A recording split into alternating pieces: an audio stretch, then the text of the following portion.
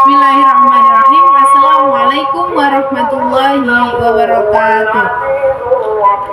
Alhamdulillahirabbil alamin, wassalatu wassalamu ala asrofil anbiya'i wal mursalin wa ala alihi wa sahbihi ajma'in, amma ba'du. Alhamdulillahirabbil alamin, puji syukur kehadirat Allah Subhanahu wa taala yang telah melimpahkan rahmat serta karunia-Nya sehingga kita sehat walafiat, kita memiliki kesempatan, kita memiliki keimanan pada hari ini. Shalawat dan salam semoga tetap tercurah dari Allah Subhanahu wa taala kepada junjungan Nabiullah Muhammad sallallahu alaihi wasallam yang senantiasa kita nantikan syafaatnya kelak di yaumil qiyamah. Amin.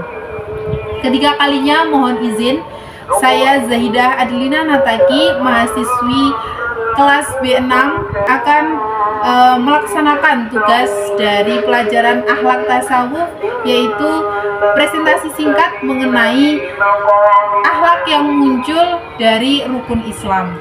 Langsung saja, rukun Islam adalah prinsip ajaran pada agama Islam yang harus dilaksanakan atau dilakukan oleh kaum muslimin dan muslimat sekalian. Nah, rukun Islam itu sudah kita ketahui, bahkan sudah kita hafalkan sejak kita masih kecil semuanya. Mesti semua masih pada ingat. Yang pertama adalah syahadat, yang kedua adalah sholat, yang ketiga zakat, yang keempat puasa, dan yang kelima haji bila mampu. Langsung saja, yang pertama adalah syahadat. Syahadat adalah janji atau ikrar kita kepada Allah Subhanahu wa taala bahwa saya bersaksi bahwa tiada Tuhan selain Allah dan saya bersaksi bahwa Nabi Muhammad adalah utusan Allah. Nah, syahadat ini adalah pensucian atau pengesaan kita kepada Allah Subhanahu wa taala. Mengesahkan ini juga mengenyampingkan urusan duniawi untuk menuju kepada Allah Subhanahu wa taala. Akhlak yang muncul dari syahadat ini karena kita bersaksi, kita sumpah, kita ikrar bahwa tiada Tuhan selain Allah, maka kita berarti merasa bahwa diri kita ini selalu diliputi oleh Allah Subhanahu wa taala dimanapun dan kapanpun berada. Jika kita ingin melakukan perbuatan negatif misalnya, maka kita akan wirai, kita akan cengkileng bahwa saya dilihat oleh Allah Subhanahu wa taala. Karena Allah Maha tahu, Allah bahkan tahu apa yang ada di dalam hati kita. Selanjutnya adalah karena kita bersaksi bahwa Nabi Muhammad adalah utusan Allah, maka akhlak yang muncul kita akan melaksanakan atau berusaha melakukan semua sunnah-sunnah Nabi Muhammad SAW. Sunnah-sunnah di sini tidak hanya diambil dari sunnah-sunnah yang gampang untuk dilakukan atau sesuai dengan hawa nafsu kita, tetapi semua sunnah tanpa pandang itu berat, itu ringan, semua dilaksanakannya. Selanjutnya yang kedua adalah sholat. Saat kita sholat, Allahu Akbar, Allah Maha Besar. Karena di sini Maha, maka tidak ada lagi yang lebih besar selain Allah Subhanahu wa taala. Selanjutnya dalam bacaan sholat, inna sholati, sesungguhnya sholatku, wa nusuki dan ibadahku, wa mahyaya dan hidupku, wa mamati dan matiku, lillahi rabbil alamin, hanya milik Allah, Tuhan semesta alam. Nah, berarti saat sholat kita sholat yang dilakukan dengan kekhusyuan atau kepasrahan dan sesuai dengan syariat, maka akhlak yang akan muncul adalah sebelum dan sesudah sholat terjadi perubahan antara negatif dan positif. Sebelum sholat kita pelit, maka setelah sholat kita menjadi orang yang dermawan. Sebelum sholat kita masih sombong misalnya, maka setelah sholat kita menjadi orang yang rendah hati. Nah, itu contoh atau akhlak yang muncul dari sholat adalah hilangnya sifat negatif yang ada di diri kita digantikan dengan hal-hal yang positif. Yang ketiga adalah zakat.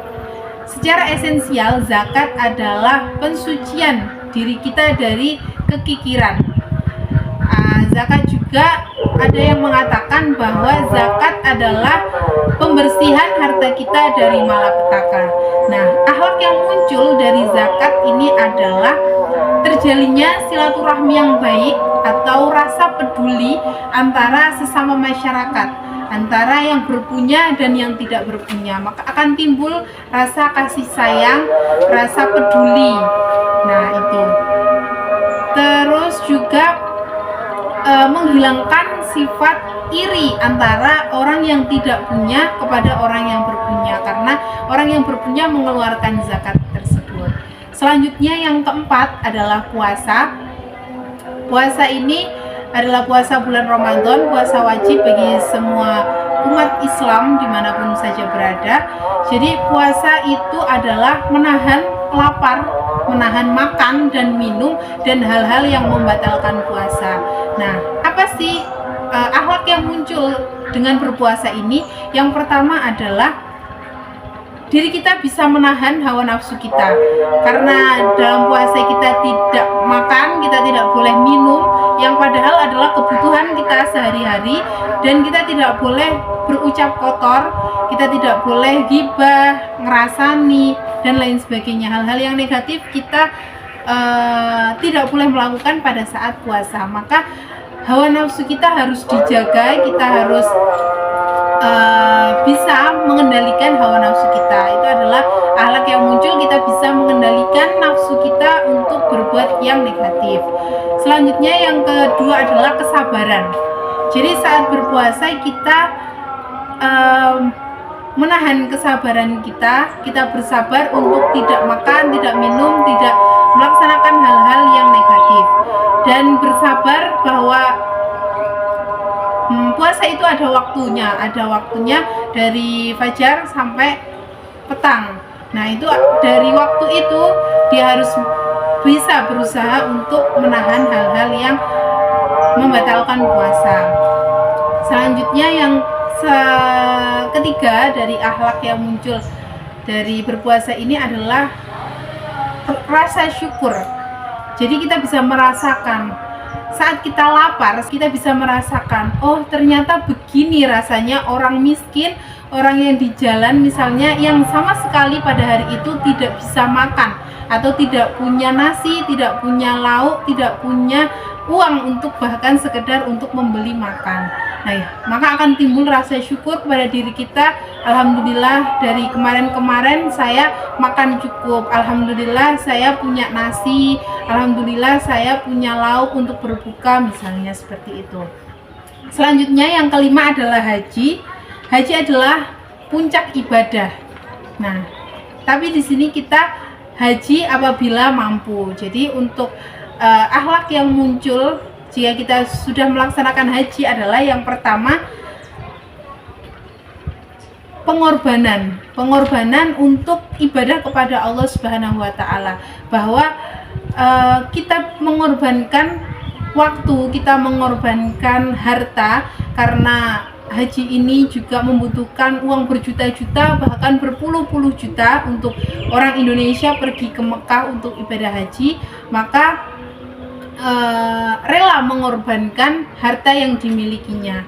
Selain harta juga pikiran dan waktu. Ada orang yang di 2024 ini mendaftarkan haji, tapi hajinya di tahun 2040 misalnya. Maka dia juga berkorban waktu untuk menunggu, untuk kesabaran dia berangkat haji. Nah, yang selanjutnya adalah mengetahui jati diri kita, atau mengetahui jati diri manusia, bahwa berangkat haji itu niatnya untuk apa. Setelah di sana, apakah benar-benar ibadah khusyuk kepada Allah Subhanahu wa taala, ataukah hanya sekedar berangkat setelah pulang mendapatkan titel haji, atau bagaimana. Nah, ini kita bisa mencari sekhusyuk apa, sekeinginan apa haji kita itu, dengan tujuan apa kita melaksanakan ibadah haji tersebut. Demikianlah, karena waktu sudah tidak cukup, saya tadi mempersingkat. Saya mohon maaf apabila bahasa yang saya gunakan belum bisa diterima baik untuk teman-teman semuanya, karena saya masih belajar.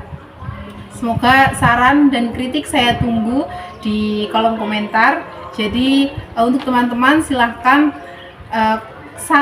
berikan saya saran dan saya kritik dari apa yang saya bicarakan ini.